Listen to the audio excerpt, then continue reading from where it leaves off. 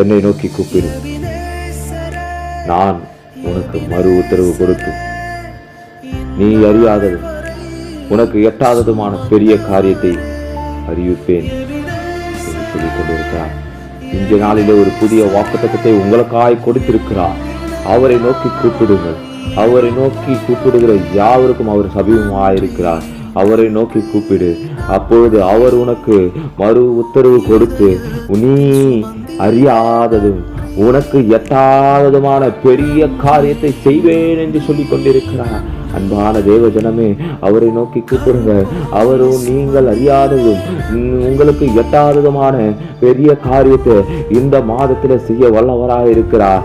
இந்த மாதம் உங்களுக்கு நன்மையான மாதமாய், இந்த மாதம் உங்களுக்கு ஆசீர்வாத மாதமாய், இந்த மாதம் அற்புதங்கள் நிறைந்த மாதமாய், இந்த மாதம் உங்கள் கண்கள் அதிசயத்தை காணுகிற மாதம்